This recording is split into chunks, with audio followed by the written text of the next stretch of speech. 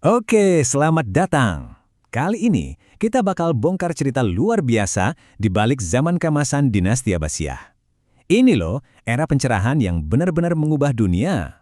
Pernah kepikiran nggak sih gimana caranya sebuah zaman keemasan yang isinya ilmu pengetahuan sama budaya keren bisa muncul? Well, jawabannya mungkin bakal bikin kaget. Seringnya, fondasi dari semua itu justru dibangun di atas pertumpahan darah dan kekacauan. Nah, dari sinilah cerita kita dimulai. Jadi ya itu tadi, zaman keemasan Abbasiyah ini nggak muncul gitu aja dalam damai. Era ini ditempa dalam api konflik yang super panas, yang akhirnya menggulingkan dinasti sebelumnya. Coba bayangin deh situasinya. Kita ada di pertengahan abad ke-8. Kekhalifahan Umayyah yang waktu itu jadi penguasa dunia Islam lagi goyang banget. Perang saudara, pemberontakan di mana-mana, ini menciptakan kekosongan kekuasaan yang siapapun bisa rebut. Nah, dari kekacauan ini muncullah sebuah gerakan baru. Tahun 774, seorang jenderal karismatik, Abu Muslim al-Khurasani, menyalakan api revolusi di Khurasan. Dan gerakannya ini nyebar cepat banget. Cuma dalam 2 tahun, mereka berhasil menguasai wilayah kunci itu. Puncaknya, tahun 750, dinasti Umayyah akhirnya tumbang dan tatanan dunia yang baru pun lahir. Dan yang berdiri di puncak tatanan baru ini adalah Abu al-Abbas. Dialah sang pendiri sekaligus khalifah pertama dari dinasti Abbasiyah. Tapi, Abu al-Abbas ini punya julukan yang jujur aja serem banget. As-Safah, artinya sang penumpah darah. Kenapa? Karena dia dikenal kejam banget, tanpa ampun dalam membasmi sisa-sisa kekuatan Umayyah biar tahtanya aman. Ini jadi pengingat ya, betapa brutalnya awal mula dinasti ini. Oke, jadi kekuasaan sudah direbut dengan pedang. Terus apa langkah selanjutnya? Tentu aja membangun peradaban. Fondasi fisik buat zaman keemasan yang kita tunggu-tunggu ini pun mulai dibangun. Nah, disinilah Khalifah kedua, Al-Mansur, yang bisa dibilang arsitek sejati kekaisaran ini, mengambil langkah yang jenius banget. Dia sadar kalau mau mulai era baru, mereka nggak bisa dong memerintah dari pusat kekuasaan yang lama, yang isinya kenangan dinasti sebelumnya. Jadi mereka ninggalin Damaskus yang udah jadi simbol kekuasaan Umayyah yang Arab sentris banget. Terus, di tahun 762, mereka bangun Baghdad dari nol. Lokasinya sempurna, dekat sama basis pendukung mereka di Persia, dan pas di jantung jalur perdagangan dunia. Ini bukan cuma pindah ibu kota loh, ini semacam deklarasi bahwa kekaisaran baru ini sifatnya kosmopolitan, terbuka untuk seluruh dunia.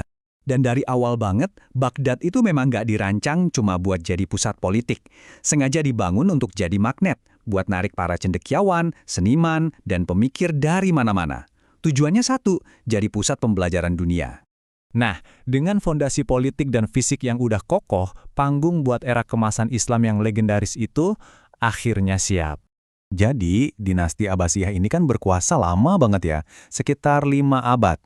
Tapi periode pertamanya, dari tahun 750 sampai 847, itulah yang benar-benar kita kenal sebagai zaman keemasan. Di era inilah kekuatan dan pengaruh budaya mereka lagi di puncak-puncaknya. Terus apa sih yang terjadi di zaman keemasan ini? Wah, ini dia, terjadi ledakan intelektual yang luar biasa. Karena kekaisaran ini sifatnya kosmopolitan, ide-ide dari berbagai peradaban tuh ketemu dan nyampur. Hasilnya, kemajuan super pesat di bidang sains, filsafat, kedokteran, sampai astronomi. Tapi, tentu aja ya, ledakan kayak gini nggak terjadi gitu aja. Ada para pemimpin yang visinya jauh ke depan dan sebuah institusi keren yang jadi mesin penggeraknya. Pertama, kita balik lagi ke Al-Mansur. Kalau kita ibaratkan, Abu al-Abbas itu sang pendobrak pintu, nah Al-Mansur ini arsitek yang bangun rumahnya. Dialah yang mendirikan Baghdad dan membangun sistem administrasi yang kokoh yang bikin semua kemajuan ini jadi mungkin. Berikutnya, ada Harun ar-Rasyid. Nah, ini mungkin nama yang paling sering kita dengar kan? Legendaris banget. Pemerintahannya itu bisa dibilang puncak dari segala puncak. Ekonominya makmur, militernya kuat, budayanya disegani. Dan dialah yang meletakkan fondasi buat institusi super keren yang bakal kita omongin. Terus, ada anaknya, Al-Ma'mun. Ini nih, sang khalifah cendekiawan. Dia itu nggak cuma mendukung ilmu pengetahuan, dia terobsesi. Di bawah kepemimpinannya, gerakan penerjemahan itu benar-benar meledak. Semua karya-karya hebat dari Yunani, Persia, India, itu disalin dan diterjemahkan ke bahasa Arab.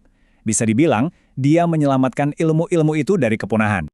Nah, ketiga khalifah yang visioner ini adalah pelindung dari sebuah institusi yang jadi jantung intelektual dunia pada masanya, Baitul Hikmah atau Rumah Kebijaksanaan. Tapi jangan salah, Baitul Hikmah itu jauh lebih dari sekedar perpustakaan. Coba bayangin deh, ini tuh kayak gabungan universitas riset, pusat penerjemahan, sama observatorium modern, semuanya jadi satu. Disinilah ilmu pengetahuan kuno itu nggak cuma diselamatkan, tapi juga dikaji, didebatkan, dan dikembangkan lagi, sampai akhirnya melahirkan inovasi-inovasi baru. Jadi, apa dong warisan abadi dari semua ini? Apa dampak jangka panjang dari era yang luar biasa ini? Intinya, zaman keemasan Abbasiyah ini mengubah dunia Islam jadi pusat gravitasi peradaban global selama ratusan tahun. Penemuan dan kemajuan yang lahir di Baghdad waktu itu menyebar ke seluruh dunia, bahkan jadi salah satu percikan api yang ikut menyalakan Renaissance di Eropa. Jadi jelas ya, zaman keemasan ini bukan kebetulan. Semuanya dibangun di atas 3 pilar yang kuat. Pertama, revolusi berdarah yang membuka kesempatan. Kedua, visi strategis buat membangun ibu kota yang jadi pusat ilmu. Dan ketiga, keterbukaan buat merangkul keragaman dalam sebuah kekaisaran yang kosmopolitan. Nah, ini jadi bahan renungan buat kita semua. Kalau kita lihat lagi resepnya, revolusi, visi, dan keterbukaan yang melahirkan zaman keemasan Abbasiyah, kira-kira menurut Anda, apa yang kita butuhkan buat menciptakan zaman keemasan baru di dunia kita sekarang?